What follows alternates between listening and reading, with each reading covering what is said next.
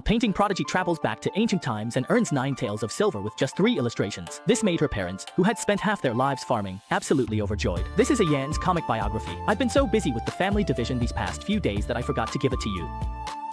Yan, hurry up and show us what kind of drawings could possibly sell for 3 taels of silver each. I've only just sold 3. I haven't even started drawing yet. Once they're all done, you can take a look. There's no need to rush. Mom, from now on, you don't have to cook alone anymore. Come eat with us.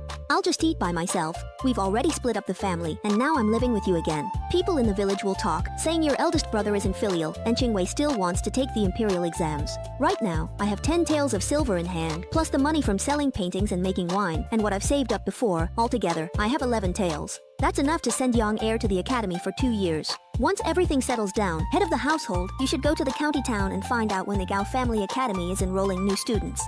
The Gao Family Academy only enrolls students on the 16th day of the first lunar month every year. We'll have to wait until next year for the entrance exam. Mother, there's no need to worry. Let's send Yenner to the nearby private school to keep up with her studies. But private schools are mostly for young children starting out, and Yenner has already finished her basic education, so sending her there wouldn't be much use. Since she can't go to private school, she should recite her lessons and practice her writing at home. After the meal, Qin Disho brought over a slab of blue stone and a wooden basin of water, and had Qin Yan dip her brush in ink to practice her calligraphy on the stone slab. If you want to study, the first thing you need to do is learn to endure hardship. First, use up all the water in this basin while practicing, and only then move on to writing on paper. That way, you'll get twice the results with half the effort. Dad, are you just reluctant to spend money on ink and paper for me? Well, as the saying goes, as heaven maintains vigor through movement, a gentleman should constantly strive for self-improvement. The imperial exams are already as hard as reaching the sky. If you can't overcome even these small difficulties, how will you ever climb that ladder? Back when my brothers and I first started studying, we also practiced our calligraphy on a stone slab, with Madame Lu as our witness. Qin Yan didn't say anything more, but she still hadn't shaken off her suspicion that her father was just being stingy. In the blink of an eye, more than 10 days passed, and Qin Yan finished another 5 illustrations. She went to find Madame Lu again. If you're free, let's make a trip to the county town. But she had finished the new illustrations, and the late morning sun was scorching. Madame Lu picked 2 large lotus leaves by the lake and placed them upside down on their heads to shield them from the sun. By the time the grandmother and granddaughter arrived in the county town, the heat was already sweltering. There's no water at home for you to drink, so you just have to come to town and spend money on tea. What a waste. Qin Yan ignored her nagging and asked for another bowl.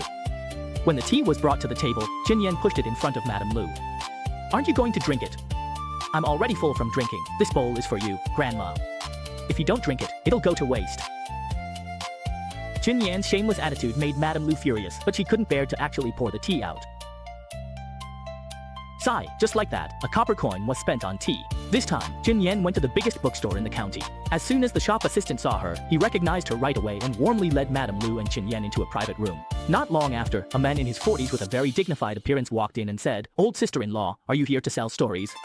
Madame Lu quickly nodded in response, signaling for Qin Yan to hand the stories over to the shopkeeper. If the price was right, the shopkeeper would buy them. The owner of Shuxiang's was delighted and started flipping through the second painting. Even though he was well-read, when he saw such a risque scene, he couldn't help but feel his nose itch. Next door, Mazukshuan had added 3 illustrations to Romance of the Three Kingdoms, and the door frame was nearly broken by the crowd of customers. So, he had specifically instructed his staff that if they saw the grandmother and granddaughter pair, they should immediately invite them into the private room and treat them well. After looking through the remaining 3 paintings, the shopkeeper had already composed himself. How much are you looking to sell these stories for?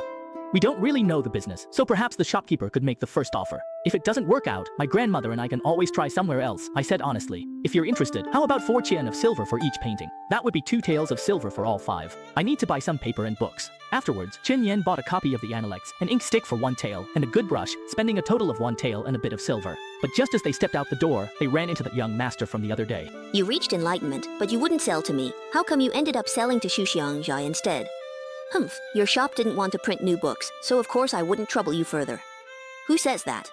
Our shop's business is booming these days. Brother, may I ask your name? Chen Yan. My surname is Meng, given name Yongchang.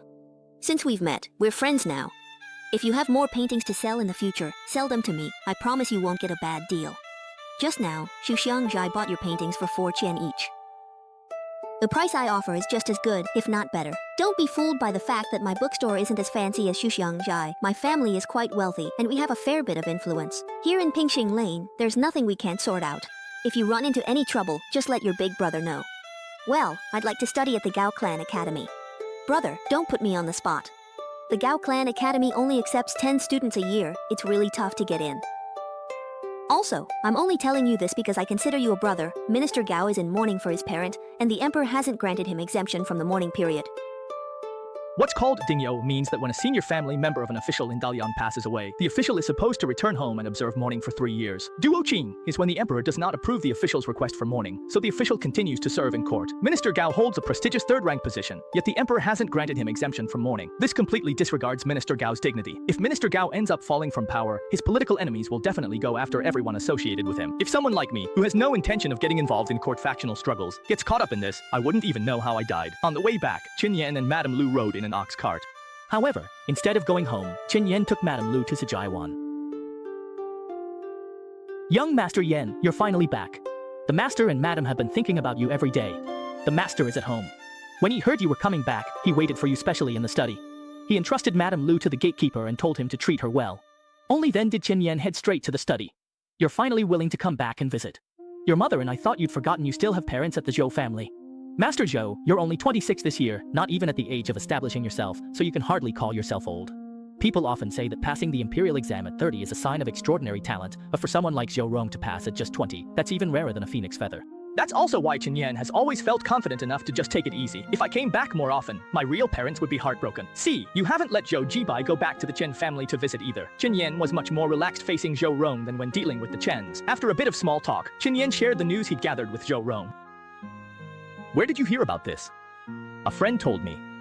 I'm not sure if it's true or not, so you'll have to look into it yourself, Master Zhou. If it does turn out to be true, you'd better leave the Gao family academy as soon as possible.